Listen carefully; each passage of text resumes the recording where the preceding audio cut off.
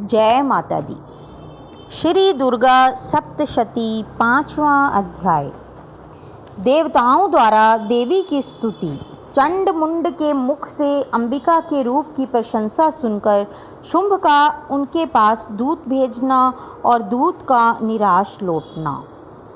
ऋषि बोले, पूर्व काल में शुंभ और निशुंभ नामक महाअसुरों ने अपने बल के मत से इंद्र से तीनों लोकों का राज्य और यज्ञों के भाग छीन लिए।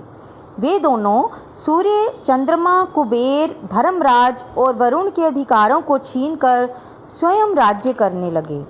वायु और अग्नि के भी अधिकार छीनकर तथा देवताओं को हटाकर राज्य से अलग कर दिया। इस प्रकार देवतागण महाअसुरों से हारे हुए तथा स्वर्गलोक से पृथक किए हुए अपराजिता देवी का स्मरण करने लगे और विचार किया कि भगवती ने पहले हमें वरदान दिया था कि मैं आपत्ति के समय स्मरण करने पर तुम्हारे संपूर्ण कष्ट संकटों का नाश कर दूंगी। ऐसा विचार करके समस्त इंद्र आदि देवता हिमालय पर्वत पर जाकर विष्णु माया देवी की स्तुति करने लगे। देवता बोले, देवी, महादेवी, शिवा, प्रकृति, भद्रा को नमस्कार करते हैं।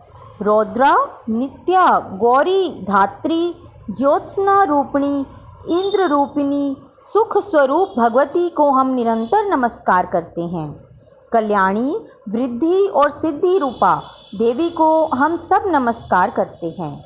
नैऋति देवी को हम नमस्कार करते हैं। राजगृहों में लक्ष्मी रूपी तथा सर्वाणी देवी के लिए बारंबार प्रणाम है। दुर्गा, दुर्गपारा, सारा, सर्वकारिणी, ख्याति और धूम्र स्वरूपा को निरंतर नमस्कार है। अत्यंत सौम्य तथा रौद्र रूपा देवी को हम सब नमस्कार करते हैं। जगत प्रतिष्ठा तथा कृति स्वरूपा देवी को बारंबार नमस्कार करते हैं। समस्त जीव मात्र में विष्णु माया नाम से जो देवी कही जाती हैं, उनको नमस्कार है, उनको नमस्कार है, उनके लिए बारंबार नमस्कार है। जो देवी समस्त जीव मात्र में चेतना नाम से कही जाती हैं, उनके लिए नमस्कार है, उनको नमस्कार है, उनको बारंबार नमस्कार है। जो देवी समस्त जीव मात्र में बुद्धि रूप से स्थित हैं, उनको प्रणाम है, उनको प्रणाम है, उनको बार बार प्रणाम है। जो देवी समस्त जीव मात्र में निद्रा रूप से वास करती है, उनको नमस्कार है, उनको सत सत नमस्कार है। जो देवी समस्त जीव मात्र में क्षुधा रूप से निवास करती है, उनको प्रणाम है, उनको प्रणाम है, उनको बारंबार प्रणाम है। जो देवी सब प्राणियों में छाया रूप से स्थिर है, जो देवी सब जीव मात्र में शक्ति रूप से स्थित है, उनको प्रणाम है, उनको प्रणाम है, उनको बारंबार प्रणाम है। जो देवी जीव मात्र में तृष्णा रूप से विराजमान है, जो देवी समस्त जीव मात्र में जाति रूप से विराजित हैं, उनको नमस्कार है, उनको नमस्कार है, उनको बार बार नमस्कार है। जो देवी सब प्राणियों में लज्जा रूप से विराजमान है, उनको नमस्कार है, उनको 100 बार नमस्कार है।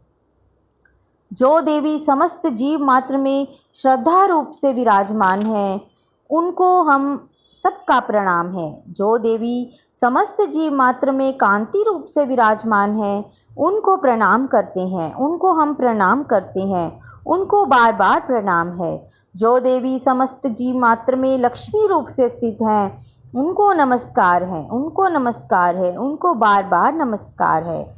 जो देवी सब प्राणियों में वृत्ति रूप से विराजमान है, उनको प्रणाम है, उनको प्रणाम है, उनको बार बार प्रणाम है। जो देवी सब जीव मात्र में स्मृति लक्ष्य से विराजमान है, उनको हमारा प्रणाम है, उनको प्रणाम है, उनको हम बार बार प्रणाम करते हैं।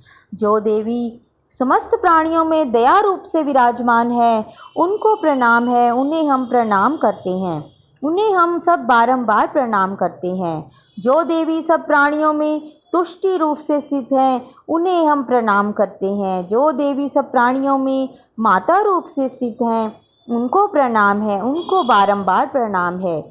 जो देवी सब जीव मात्र में भ्रांति रूप से स्थित हैं, उनको प्रणाम है, उनको सब बार बार प्रणाम करते हैं। जो देवी समस्त इंद्रियों तथा अखिल जीव मात्र की अधिष्ठात्री है तथा समस्त जीव मात्र में निरंतर व्याप्त रहती है, उनको बार बार प्रणाम है। जो देवी इस सारे संसार में चैतन्य रूप से व्याप्त रहती है, उनको बार बार नमस्कार है। पूर्व समय में अपने अभीष्ट फल की प्राप्ति के लिए देवताओं ने जिनकी स्तुति की थी तथा देवराज इंद्र ने बहुत दिनों तक जिनका पूजन किया था, जो संपूर्ण मंगल का कारण है, वह ईश्वरी हम सब की आपत्तियों को दूर कर कल्याण करे। प्रचंड दैत्यों से कष्ट पाकर इसी समय सभी देवता शरण में आकर जिसको नमस्कार करते हैं और शक्ति सहित विनय पूर्वक जिसका ध्यान करते हैं, वह ईश्वरी तत्क्षण हमारे संकट को दूर करें। ऋषि बोले, हे राजन, इस प्रकार देवगणों की प्रार्थना करते समय श्री पार्वती जी वहाँ गंगा जल में स्नान करने के लिए आईं। तब पार्वती जी ने देवताओं से पूछा, आप किसकी स्तुति कर रहे हैं? तदनंतर ही पार्वती जी के शरीर कोश से शिवा प्रकट होकर कहने लगी, ये समस्त देवता स्वर्ग से शुंभ के निकालने से और निशुंभ से संग्राम में हारने से मेरी ही प्रार्थना कर रहे हैं। पार्वती जी के कोश से उत्पन्न हुई अंबिका सब लोकों में कौशिकी नाम से प्रसिद्ध हुई। कौशिकी के उत्पन्न होने के पश्चात पार्वती का शरीर श्याम वर्ण का हो गया और तभी से उनका नाम हिमालय पर रहने वाली कालिका हो गया। तदनंतर परम मनोहर रूप वाली अंबिका देवी को शुंभ और निशुंभ के दूत चंड और मुंड ने देखा और फिर उन्होंने जाकर शुंभ से कहा, हे महाराज, कोई परम स्वरूपवान स्त्री हिमालय पर्वत को प्रकाशित कर रही है। हे असुरेश्वर, ऐसे सुंदर रूप की स्त्री कहीं पर किसी के देखने में नहीं आई है, इसीलिए आप यह मालूम करें कि वह स्त्री कौन है और किसकी है तथा उसे ग्रहण कर लें। वह रत्न स्वरूपा स्त्री अपनी कांति से संपूर्ण दिशाओं को प्रकाशित कर रही है, उसे आप अवश्य देखें। हे असुरेश्वर, त्रैलोक्य में जितने रत्न, मणि, हाथी, घोड़े आदि हैं, वे समस्त आपके यहाँ सुशोभित हैं। हाथियों में श्रेष्ठ ऐरावत हाथी, उच्चे श्रवा नामक घोड़ा और पारिजात का वृक्ष, ये समस्त आपने इंद्र से छीन ही लिए हैं। हंस युक्त रत्न जड़ित ब्रह्मा जी का अद्भुत विमान भी आपके पास है। यह महापद्य नामक निधि आप कुबेर से ले आए हो। समुद्र ने आपको किंजलकीनी नाम की माला प्रदान की है और वरुण का कंचन की वर्षा करने वाला छत्र और प्रजापति का उत्तम रथ भी आपके यहाँ ही है। हे दैत्यराज, यमराज से आपने उत्क्रांतिदा शक्ति छीन ली है और आपके भाई निशुंभ ने वरुण से पाश छीनकर अपने पास रख लिया है। समुद्र से निकले हुए भी अनेक प्रकार के रत्न भी निशुंभ ने ले लिए हैं। अग्निदेव ने भी न भस्म होने वाले ऐसे 2 वस्त्र आपको दिए हैं। हे दैत्यराज, आपने इस तरह सभी रत्नों को एकत्रित कर लिया है और फिर आप स्त्रियों में रत्न रूप कल्याण करने वाली उस अबला को क्यों नहीं लाते? ऋषि बोले, शुंभ ने ऐसी चंड मुंड की बातें सुनकर असुर सुग्रीव को दूत बनाकर देवी के पास भेजा और उसे समझा कर कहा, मेरी आज्ञा उससे इस तरह कहना तथा ऐसा कार्य करना कि वह शांतिपूर्वक राजी खुशी मेरे पास चली आए। वहाँ अति रमणीक पर्वत पर विराजमान देवी को सुग्रीव असुर ने जाकर देखा और बड़ी नम्रतापूर्वक मधुर वाणी में बोला, हे देवी, असुर राज शुंभ तीनों लोकों के स्वामी हैं। उन्होंने मुझे दूत को आपके समीप भेजा है। उनकी आज्ञा का उल्लंघन देवगण भी नहीं कर सकते। उन्होंने जो कुछ कहा है आप सुनिए।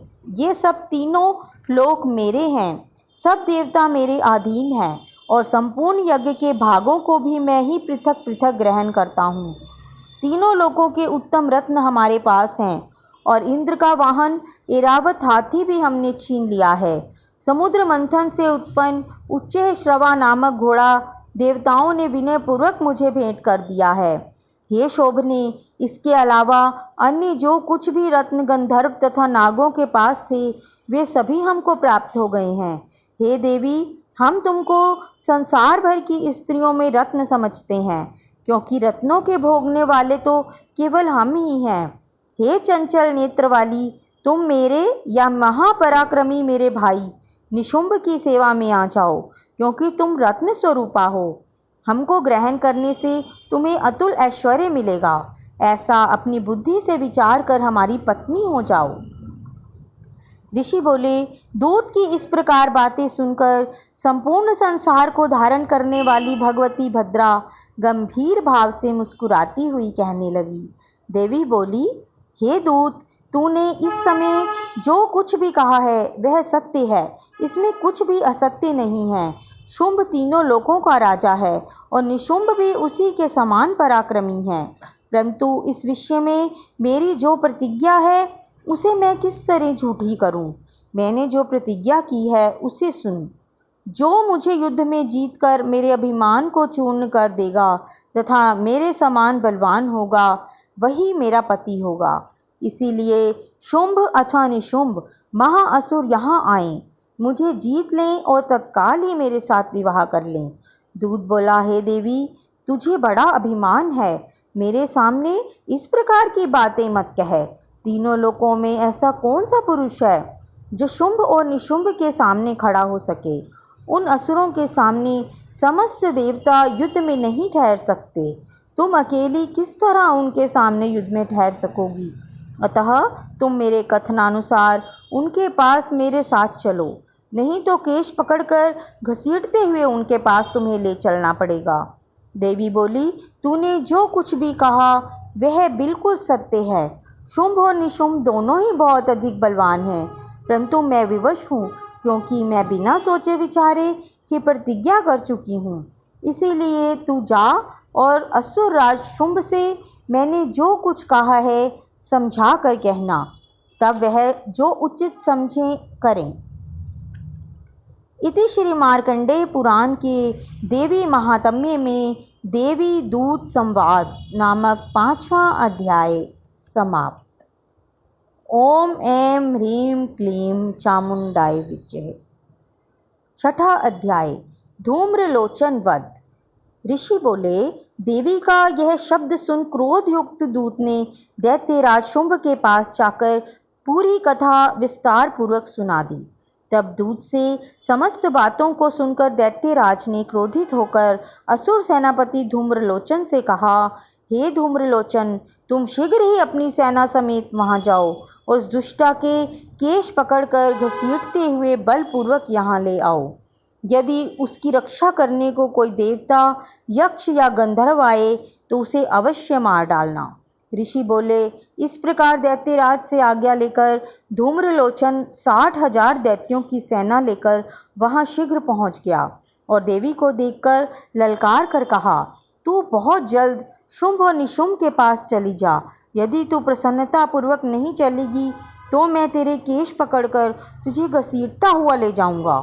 तब देवी बोली, दैत्येश्वर ने तुझ जैसे बलशाली को भेजा है। यदि तू मुझे बलपूर्वक ले जाएगा तो मैं उस समय तेरा क्या कर सकती हूँ? ऋषि ने कहा। देवी के ऐसा कहते ही धूम्रलोचन देवी के आगे दौड़ा और उसी समय अंबिका ने हुंकार से उस दैत्य को भस्म कर दिया। तदनंतर असुर सेना अत्यंत क्रोधित हो देवी की तरफ बढ़ी। तब देवी बड़े तेज बाण शक्ति तथा फर्शों की वर्षा करने लगी। इतने ही में देवी का वाहन सिंह अपनी गर्दन के बाल हिलाता हुआ क्रोध से भयंकर गर्जना करता हुआ असुर सेना पर झपटा। उसने कितनों को पंजों से, कितनों को मुख से तथा होंठ व दाढ़ से घायल करके मार डाला। उसने अपने नखों से कितने ही असुरों के धड़ को अलग कर दिया, कितने असुरों की भुजाओं और सिरों को काट डाला और अपनी गर्दन के बालों को हिलाता हुआ कुछ दैत्यों के उदर को फाड़कर रक्तपान करने लगा। उस महाबली सिंह ने क्षण मात्र में ही असुरों की सब सेना को धाराशायी कर दिया।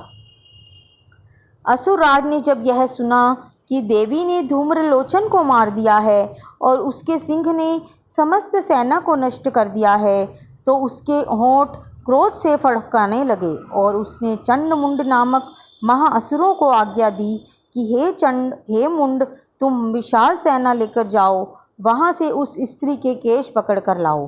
यदि वह न आए और तुम्हें किसी प्रकार का संदेह हो तो उससे अपनी सेना सहित युद्ध करके उसकी सहायता कर देना और उस दुष्टा तथा उसके सिंह के मर जाने पर भी बांध कर शीघ्र मेरे पास ले आना। इति श्री मार्कंडेय पुराण के देवी महात्म्य में धूम्रलोचन वध नामक छठा अध्याय समाप्त हुआ। ओम ऐं ह्रीं क्लीं चामुंडाय विद्महे। जय माता दी।